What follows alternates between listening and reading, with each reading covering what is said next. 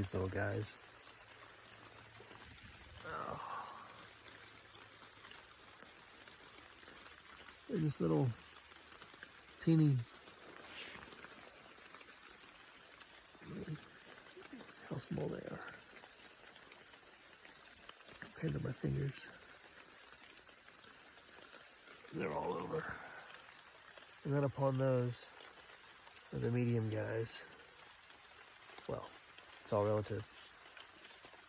They're not medium when you look at all of it. But it's just layers upon layers upon layers of life. This is where I'm sitting against this rock, covered in amazing energy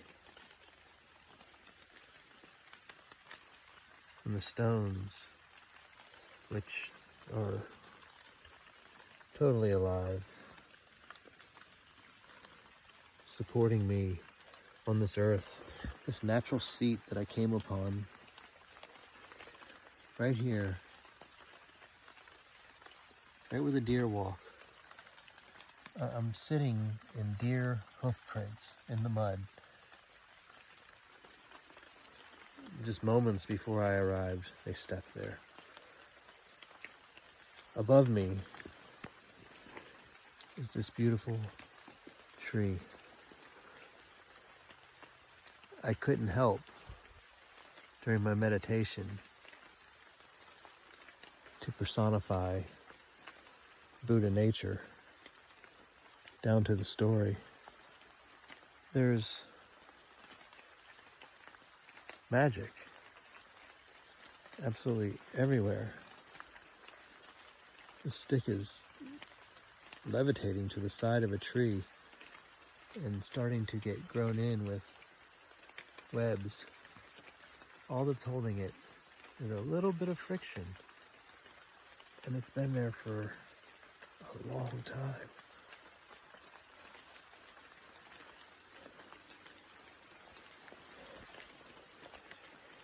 This ecosystem, a hammock built on the tree between a vine that is no longer attached to the earth, with the exception of microscopic roots. It's hanging on the tree. It's dead, but it's supporting so much other life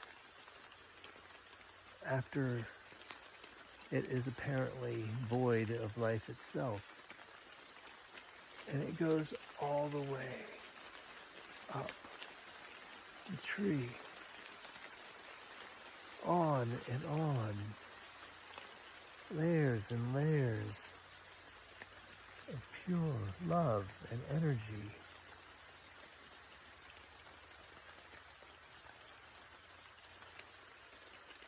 Working together.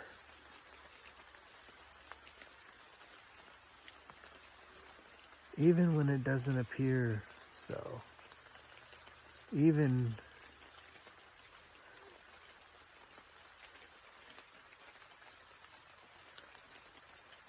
when it doesn't appear so.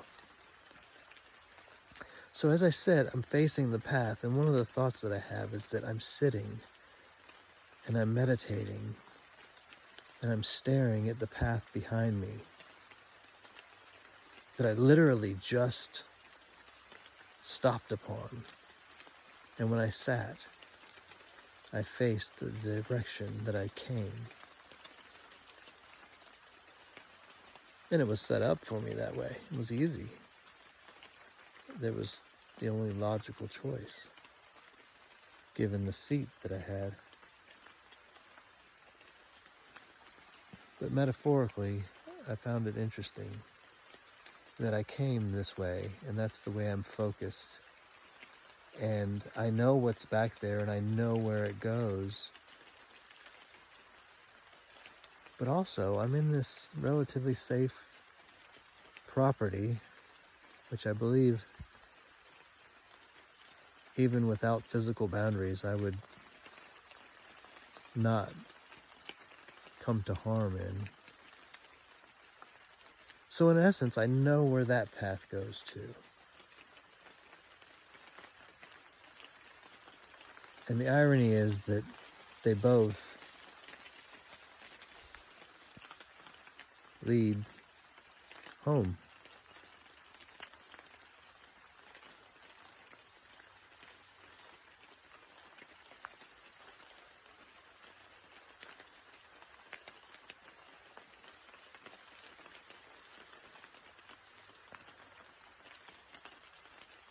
I'm really having a hard time wondering why I live where I do and spend my hours doing what I do.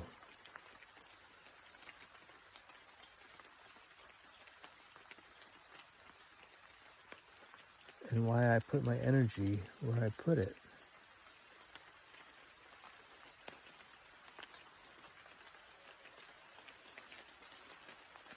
And does any of it really matter? Because regardless,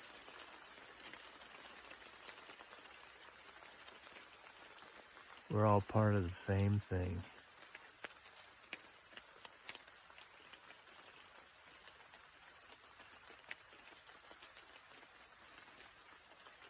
And I find that wonderfully, wonderfully warm and comforting. I've been out here all day in the rain, and I'm virtually dry. I don't understand.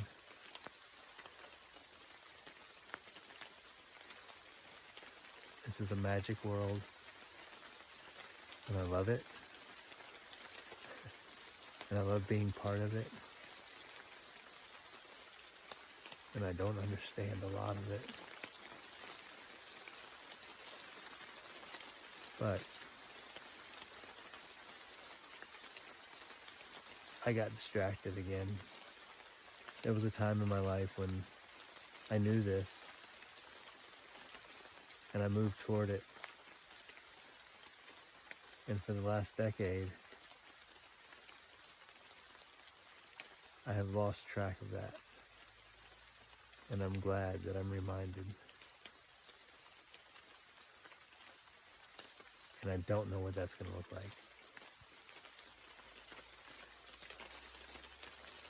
But I know it's going to be okay, whatever it does.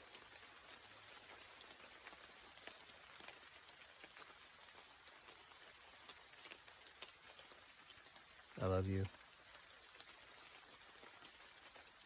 Take care of yourself.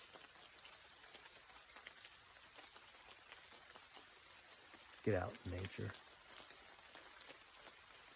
Travel.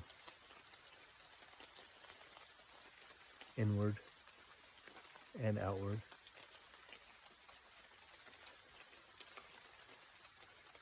And trust.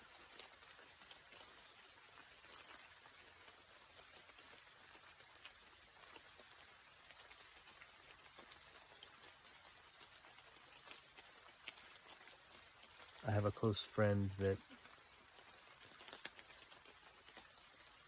often reminds me at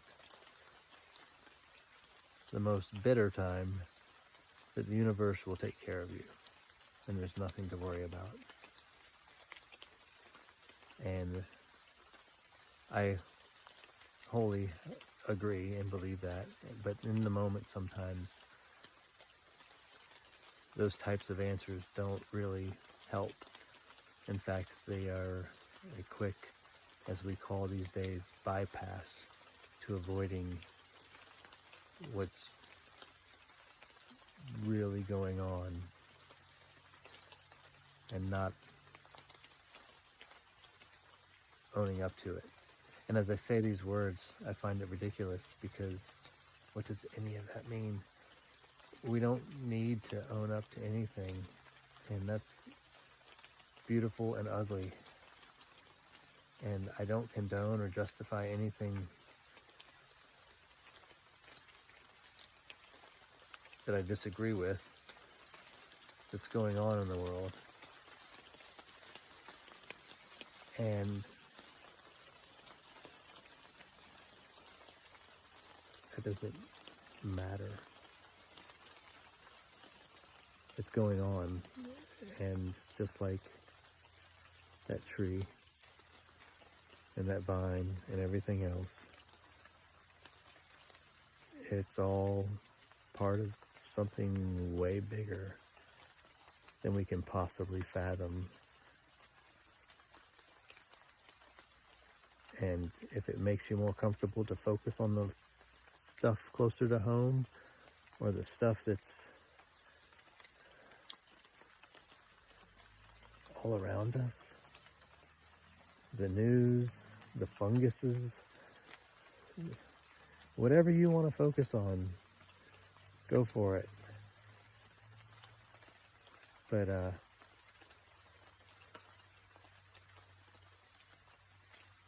everything's gonna be okay, whether you like it or not.